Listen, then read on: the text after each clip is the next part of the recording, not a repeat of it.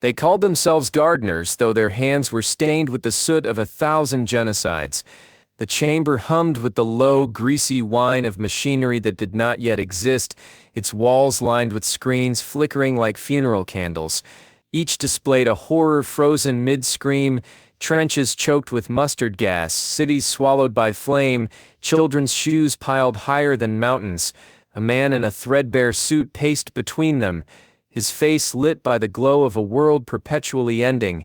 He adjusted his cufflinks' twin clock faces, their hands ticking backward, and paused before a screen where a mustached orator spat venom into a beer hall crowd. "Prune here," he murmured, "and the rot spreads elsewhere, always elsewhere."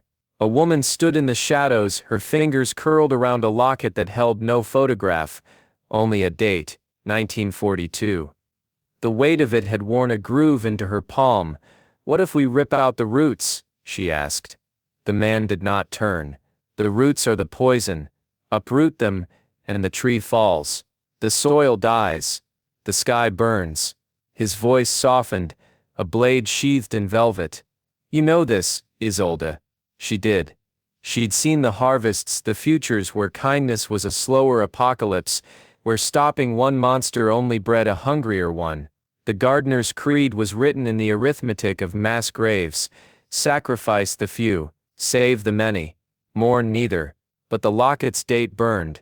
A machine flared to life behind them, its gears gnashing like teeth. A portal yawned open, vomiting the stench of 25th century coal smoke and the electric tang of a timeline fraying. Isolde stepped toward it, her reflection fracturing in the screen's dead gaze. "Someone has to try," she said.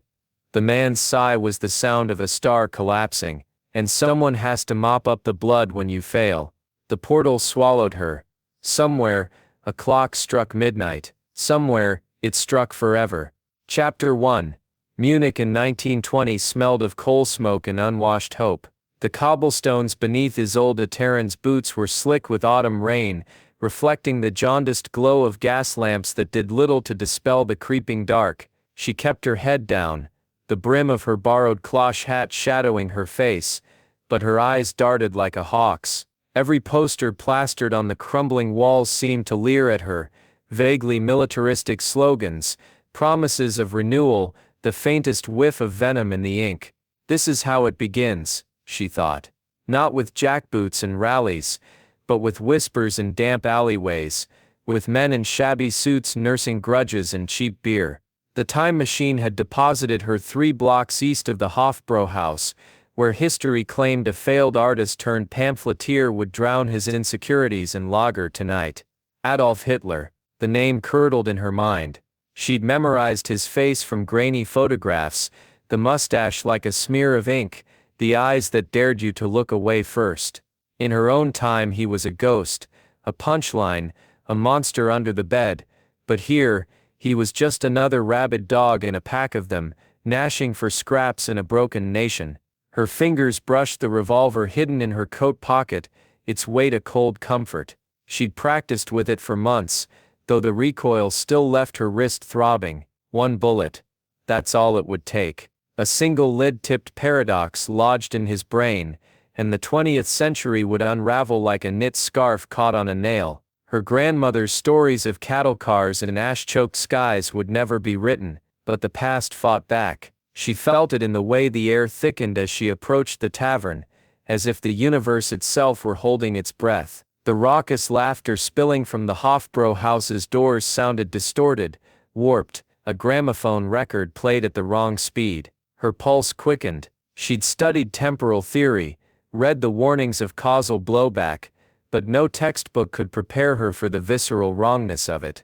The cobblestones seemed to shift underfoot, a liquid vertigo that made her grip a lamppost. Survivor's guilt, her therapist had called it. You think rewriting history will absolve you? Maybe, or maybe she just wanted to spit in God's eye. Inside the tavern, the heat hit her like a fist. Men in threadbare uniforms hunched over steins, their breaths sour with desperation. A pianist mangled a folk tune in the corner, the notes fraying into dissonance. Isolde spotted him immediately. Third table from the back, shoulders hunched, gesticulating wildly at a bored compatriot. "Smaller than I imagined," she noted. His hair was lank, his suit shiny at the elbows, a nobody, a punchline, a man who would burn continents. She moved toward him, the revolver's grip slick in her palm. "Do it now, quick, before the doubt sets in." But the doubt was already there, coiled in her chest like a serpent. What if the custodians were right? What if the Holocaust was a scar that kept the world from bleeding out? She'd read their manifesto, smuggled from a future she wasn't supposed to know existed. The Cascade Collapse, they called it. Accelerated fascism. Atomic fire by 1943. 2 billion dead. A numbers game. Sacrifice the few to save the many. Bastards, she thought. Murderers with spreadsheets. Her finger found the trigger. A hand closed around her wrist. "Don't." The voice was low-edged with a frost she'd never heard in any human tongue. Isolde turned, and the world narrowed. The man behind her wore a trench coat, the color of wet slate, his collar turned up against non-existent wind. His face was all angles, a blade of a nose, cheekbones sharp enough to draw blood, eyes the pale gray of a winter dawn. He looked young, mid-30s at most, but his gaze carried the weight of centuries. Theron Varek. She'd seen his face in the custodian's files, though the photos hadn't captured the way the light seemed to bend around him, as if he were a crack in the air. "Let go," she hissed, but his grip tightened. His skin was colder than the revolver's steel. "You'll doom us all," he said, and there it was, the faintest tremor beneath the ice, not anger, fear. She twisted free, but he blocked her path to Hitler's table, a predator's grace in his movements. Around them, the tavern's patrons drank on, oblivious. Temporal static, she realized, a bubble of frozen causality. Even the pianist's hands hung motionless above the keys,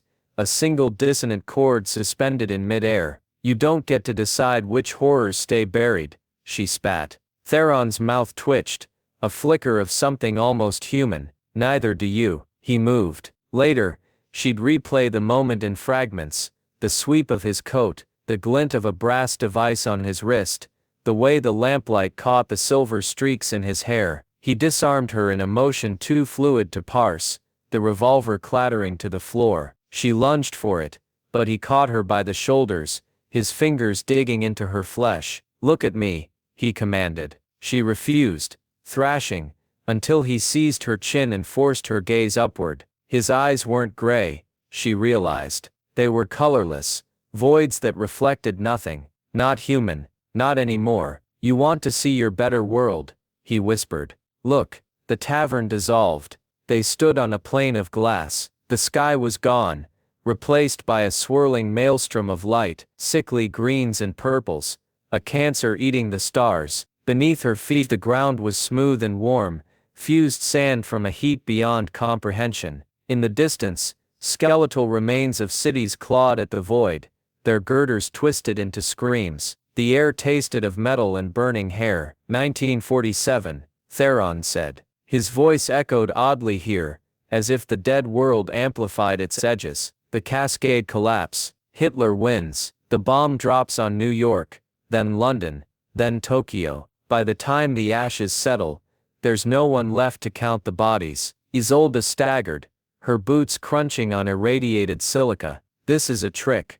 A projection, is it?" He pointed to the horizon, where shadows moved, shambling, malformed things that might have been human once. "You feel that itch in your lungs, the static in your teeth. That's real. This timeline exists, Dr. Taryn. It's what we keep at bay." She wanted to scream, to deny him, but the evidence rotted in her marrow. This was no hologram. The custodians hadn't just predicted the collapse, they'd visited it, bottled its horror like a specimen. "Why show me this?" she whispered. For the first time, Theron hesitated. The void in his eyes flickered, and she saw it.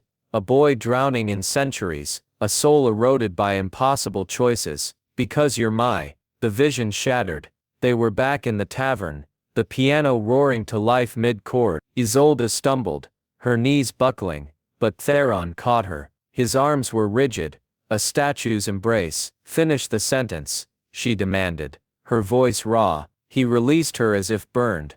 You'll know soon enough, come. She didn't follow, couldn't. Her body was a live wire, every nerve screaming. The revolver lay between them, a silent witness. You're one of them, she said. A custodian. I'm their leader. Then kill me, if I'm so dangerous. Theron turned, his coat swirling like a storm cloud. If only it were that simple. He walked away, and Isolde, against every instinct, every scrap of sense, followed.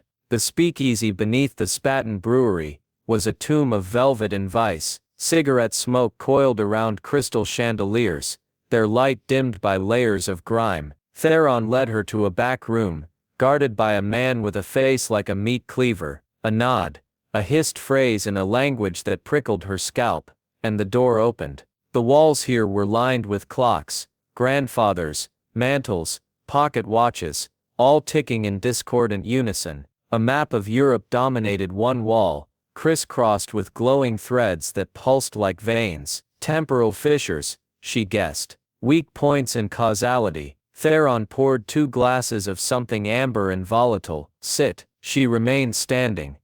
What are you? He laughed, a sound like ice cracking. What are any of us? Liars, thieves, gardeners pruning history's thorns. You let millions die, to save billions. He sipped his drink, the glass trembling slightly in his hand. You think me a monster. I am, but I'm also your. A clock chimed. He stiffened, his face hardening back into its mask. No, not like this. My what? Theron reached into his coat, withdrew a photograph, and slid it across the table. The edges were singed, the sepia faded, but the faces were unmistakable. A younger Isolde, laughing beside a man with Theron's eyes, a toddler on her lap. That's impossible, she breathed.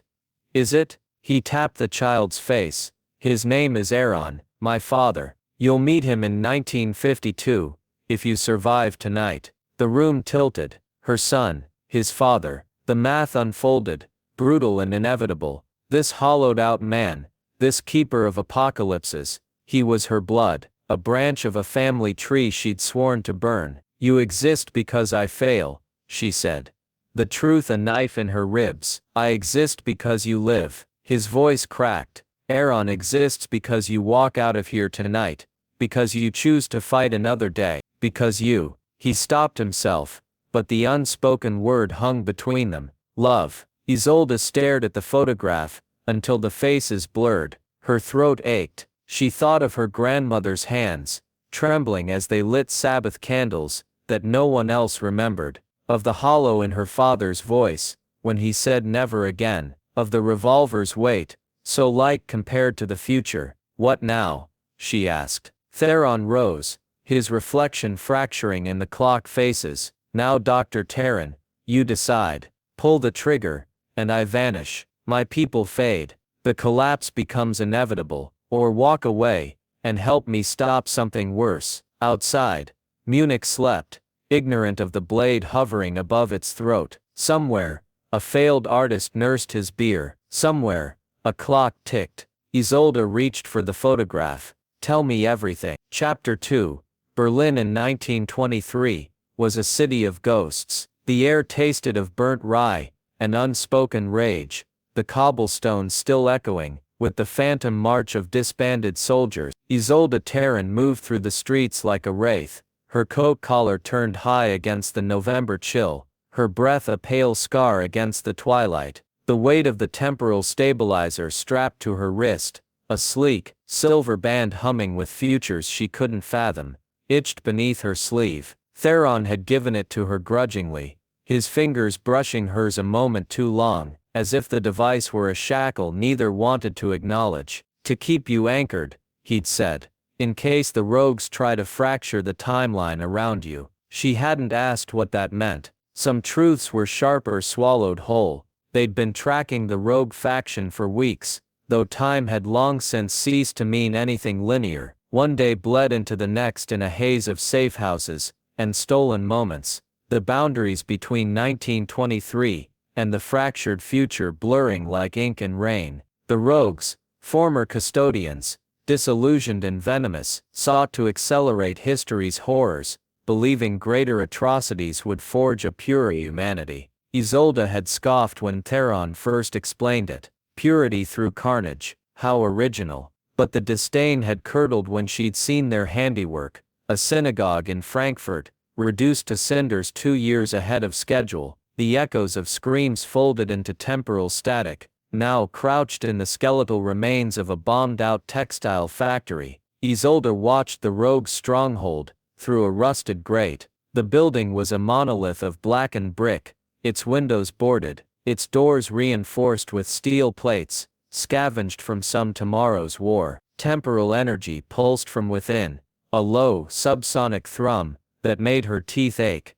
The air smelled of ozone and rotting lilies. Theron stood beside her, a shadow made flesh. His coat swallowed the scant light, his face half hidden beneath the brim of a hat that hadn't been in fashion for 50 years. He hadn't spoken since they'd slipped through the temporal rift into this pocket of unstable history, but his silence was a language she'd begun to parse. The tightness in his jaw meant frustration. The way his gloved fingers flexed, then stilled, meant fear. You're not the only one haunted, she thought. The plan was simple, he'd said. She would pose as a disaffected historian, from 2145, offering her expertise on pre-Nazi propaganda in exchange for sanctuary. Theron would infiltrate the perimeter, disable the temporal dampeners, and carve a path to the faction's leader. Simple, clean, a lie wrapped in a lie, but nothing in this fractured century was clean.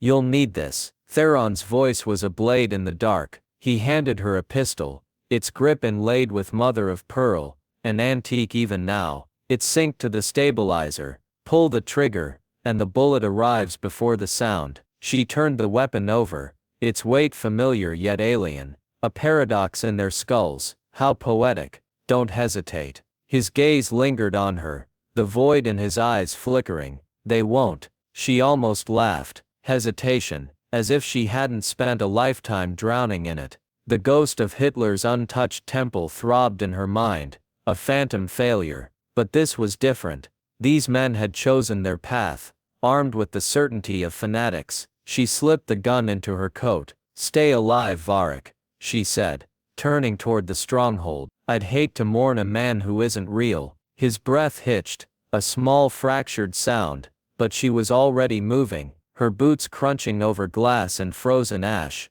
The stronghold's interior was a cathedral of madness. Copper wires snaked across the walls, throbbing with temporal energy, their ends fused into jagged crystals that hummed with stolen time. Men in charcoal gray uniforms moved through the gloom, their faces obscured by goggles that glowed faintly blue. Isolde kept her stride measured, her chin raised, the pistol a secret against her ribs. You belong here, she told herself. You are fury made flesh. A rogue with a scarred lip and breath like rotten apples led her to the leader's sanctum. The room was circular, its domed ceiling etched with constellations that didn't yet exist. At its center stood a machine, a grotesque fusion of clockwork and biology, gears grinding against pulsating veins of bioluminescent tissue. Isolde's stomach turned. She'd seen Temporis Custodia's tech, cold and sterile, but this was a wound. Dr. Taryn. The voice came from the shadows, smooth and venomous. We've been waiting. The man who emerged was gaunt, his face a patchwork of scars that gleamed silver under the machine's light. His eyes, one hazel, one milky white, fixed on her with reptilian intensity. Isolde's stabilizer buzzed, a warning tremor. You're the one accelerating the timeline, she said, her voice steady. Why? Why? He smiled, revealing teeth filed to points. Because the custodians are cowards. They prune the branches but refuse to burn the rot. He gestured to the machine, will forge a firestorm. She stepped closer, her hand drifting toward the pistol. And if the fire consumes you, all great art requires sacrifice. The shot rang out before she could pull the trigger. Not chaos erupted. The scarred rogue crumpled, a hole smoking in his temple. Isolde spun, her stolen gun raised, but the rogues were already converging. their temporal blades, serrated edges humming with fractured time, slicing the air. She fired, the paradox bullets tearing through chests and throats before the men could scream. Don't hesitate. A blade grazed her shoulder, and the world fractured. She was in the cattle car again, the stench of sweat and excrement choking her, her grandmother's voice, singing a lullaby in Yiddish, the only light in the dark. No, not now. She wrenched herself back, the stabilizer searing her wrist. A rogue lunged, his blade aimed at her heart. She fired, his face vanished in a spray of crimson and temporal static. Theron found her in the eye of the storm, his coat streaked with ash and something darker. He gripped her arm, his touch icy. The dampeners are down. We need to go. The machine. Leave it. But she'd already seen the fissure, a crack in reality, widening above the monstrosity. Through it, a vision, a world where the skies burned violet, where faceless things with too many limbs scuttled through ruins. The cascade. She raised the pistol, aiming for the machine's core. Theron's hand closed over hers. It's too late. The rupture's begun. Then we end it here. Their eyes met. For a heartbeat, the void in his gaze softened, and she saw the boy he'd been, the one who still believed in salvations. He let go. The bullet tore through time. Nice. The explosion was silent, a vacuum of light and sound. Isolde woke in a crater, her ears ringing, her skin blistered. Theron lay beside her, his face bloodied, his coat in tatters. The stronghold was gone, reduced to glass and shadow. You're insane, he rasped, but his mouth twitched, the ghost of a smile. She spat blood, her ribs screaming. You followed me. Someone has to keep you from rewriting the stars. They limped back to the safe house, as dawn bled across Berlin. The city stirred, oblivious to the apocalypse averted. In the cramped attic room, Isolde peeled off her coat, her hands trembling. Theron tended to her burns in silence, his fingers deft but gentle. The leader, she said, wincing as antiseptic bit into her wounds. You knew him. His hand stilled. His name was Kale, my mentor. He taught me everything. The admission hung between them, fragile as a moth's wing. Isolde watched his face, the tightening of his jaw, the way his throat worked around unspoken grief. You loved him, she said. Theron's laugh was a hollow thing. Love is a luxury for those who don't traffic in doom. She reached for his hand, stopping just short. You're not damned if you still feel remorse. He looked at her then, truly looked, and in his eyes, she saw the weight of centuries, the lives sacrificed, the horrors endured, the fragile hope that maybe, this time would be different. Neither are you, he whispered. They left Berlin at dusk, the temporal rift shimmering like a tear in the world's fabric. Isolde hesitated at its edge, the stabilizer humming a requiem on her wrist. What comes next? She asked. Theron adjusted his coat, the gesture almost casual. We find the others, we finish this, and then, a pause. The rift pulsed, casting his face in sapphire and shadow. Then we live, he said, and stepped into the light. Chapter 3. Nuremberg in 1925 was a city holding its breath. Frost clung to the Gothic spires like lacework, the morning sun a pallid smudge behind banks of steel-colored cloud. Isolde Taryn stood at the edge of the rally grounds, her breath crystallizing in the air, the weight of the timeline heavy in her bones. The crowd gathering below was a mosaic of hope and hunger, veterans with empty sleeves, mothers clutching malnourished children, men in brown shirts barking slogans that slithered like adders through the cold. She could taste the future in the static-charged wind, metallic and scorched. Somewhere in this throng, the rogues had planted their final gambit, a bomb fused with temporal energy, designed not just to kill but to fracture history itself. Theron moved beside her, a shadow with a heartbeat. His coat was gone, replaced by a stolen SA uniform that hung too loosely on his frame, the swastika armband a bruise against the wool. He'd insisted on the disguise, though the fabric seemed to sear his skin, every shift of his shoulders, Every twitch of his fingers betrayed a revulsion that went deeper than politics. "This is who I am now," his posture said. "A ghost in a monster's skin." The bomb's location gnawed at her. The rogues had learned from Berlin, cloaking their device in a haze of temporal interference. It could be nestled in the speaker's podium, timed to obliterate Hitler's rivals and cement his rise. Or perhaps in the foundations, set to collapse the stage and birth a martyr. But Isolde knew better than to trust the obvious. Time was a trickster, and Kale's disciples had been thorough. "There?" Theron murmured, his voice a blade wrapped in velvet. He nodded toward a newsreel cameraman adjusting his tripod near the rally's periphery. The man's movements were too precise, his eyes darting not to the light or the crowd, but to the brass chronometer on his wrist, an anachronism in 1925. Isolde's stabilizer pulsed, a warning throb. The camera's the trigger. Blow the film reel, and the shockwave ripples backward through every frame ever captured of this moment. It'd rewrite the rally into a massacre, erase any doubt of Nazi inevitability. Theron's jaw tightened. "Clever. You sound impressed." "I'm furious." He adjusted his stolen cap, the brim low over his eyes. "Stay close. The second they recognize us, this timeline collapses." They descended into the crowd, the sea of bodies parting and converging like cells in a vein. A woman brushed against Isolde, her infant's wail a keening echo of the sirens that would howl over Warsaw in 16 years. "You'll live," Isolde willed silently, though she knew it for a lie. The child was already dead, a name on a monument not yet built. Her chest ached. The cameraman spotted them first.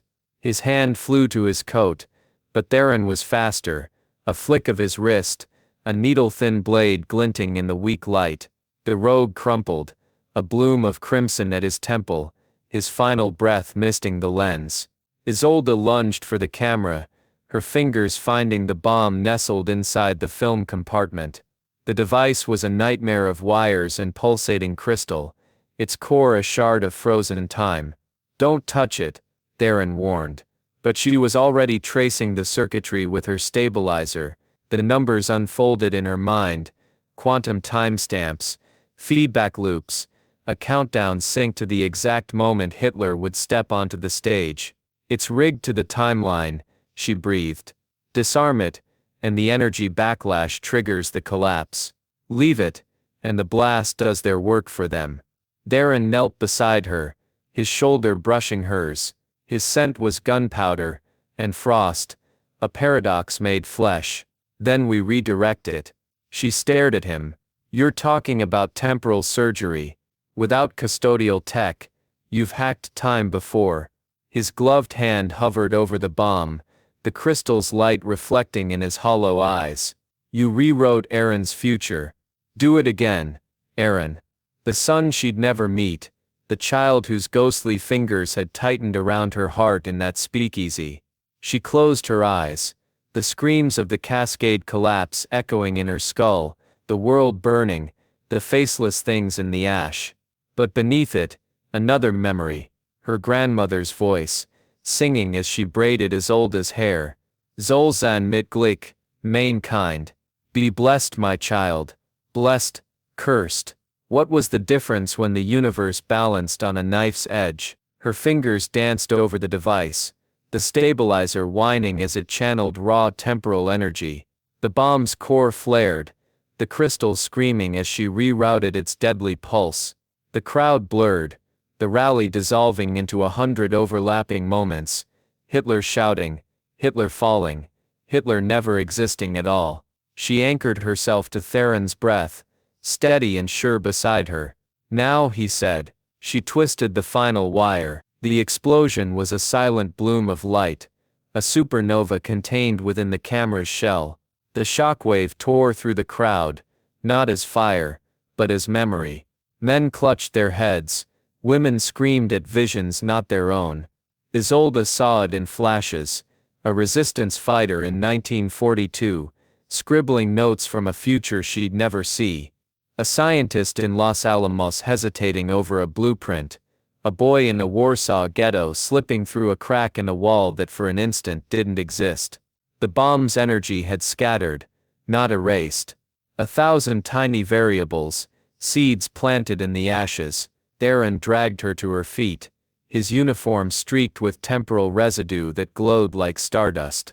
"What did you do?" "Gave history a choice," she gasped. The stabilizer on her wrist was cracked, its light guttering. "They'll still rise, but they won't walk unchallenged."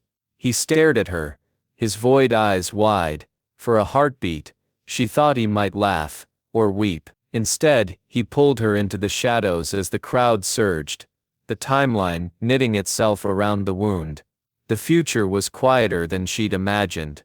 Isolde woke in a room of glass and muted light, the air sterile and cool. The walls shimmered with shifting maps, timelines branching and converging like capillaries.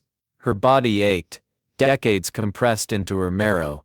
Theron stood at the window, his back to her. The years had etched themselves into him.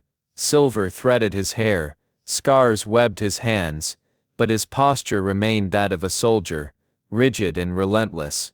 When he turned, she saw the toll of survival, the fissures in his void eyes, the weariness that no amount of time could heal. "You slept through the reconciliation," he said. His voice was rougher, a riverbed worn smooth by centuries. The Cascade collapse was averted. The Holocaust remains. She sat up, the sheets slipping from her shoulders. Her arms were mapped with new scars, the stabilizer replaced by a slender bracelet of unfamiliar metal. "But," a ghost of a smile, "but," he gestured to the window. Beyond the glass, a city stretched, towers of crystalline alloy, gardens suspended in mid-air, children laughing in a language peppered with Yiddish and Mandarin, and words yet unborn. It wasn't paradise. The shadows still lingered. She could see them in the flicker of the energy grids, the guarded glances of passers-by. But it was alive. The seeds took root, he said. Small defiances, hidden resistances. It wasn't enough to save the millions, but it saved enough. She joined him at the window, her reflection overlapping his. "And you?" He didn't answer at first. The silence stretched, thin and fragile, until he reached into his coat. The photograph he offered was creased, the edges softened by time. Her own face smiled back, frozen in a moment she'd never lived. Isolde in a sunlit kitchen, Theron beside her, his hand resting on her shoulder. Between them, a toddler with her curls and his storm-gray eyes. "Aaron, you gave him to me," Theron said. "A paradox. A gift." She traced the faded image, her throat tight. "You raised him." "I tried." His hand brushed hers, tentative. "He hated me, called me a coward. A monster." He was right. The admission hung between them, raw and unvarnished. Isolde turned the photograph over. On the back, a single word in her own handwriting. "Enough. You kept it," she said. "I kept you." The kiss, when it came, was not a spark but an ember, slow, inevitable, a fire banked for centuries. His lips were chapped, his breath unsteady, and she thought, this is what time tastes like. Not metal or ash, but coffee and regret, and the faintest hint of hope. When they parted, he pressed his forehead to hers. "Stay, help me rebuild. Not as custodians, as gardeners." She laughed, the sound foreign in her throat, pruning thorns, planting flowers in the cracks. They walked the new world together, two ghosts in a living city. Isolde spoke at memorials, her words weaving the lost into the fabric of the future. Theron dismantled his machines, the temporal rifts sealed one by one. In the quiet hours, they traded stories, hers of a past that was, his of a past that might have been. But time, as ever, was not kind. The morning she found him at the observatory, his hands trembling over a star map, she knew. The fissures in his eyes had widened, the void leaking into the world around him. Temporal energy, the doctors said. Fatal exposure. A price paid in instants. He refused their treatments. "I've cheated enough time," he told her, his voice a dry leaf in the wind. They spent his final days in the gardens, amidst roses that bloomed in impossible colors. He gave her the photograph, the one she'd never posed for, his thumb brushing her cheekbone. "Find me," he whispered, "in the next world, the kinder one." When he faded, it was not with a gasp but a sigh. A man unshackled. Isolde stands at the edge of a new rift, the stabilizer gleaming on her wrist. The portal shimmers, 1,000 timelines reflected in its depths. Somewhere beyond, a boy with void eyes, and a historian's mind waits, his soul a thread she'll follow into the dark. She steps forward. The garden fades. The clock resets.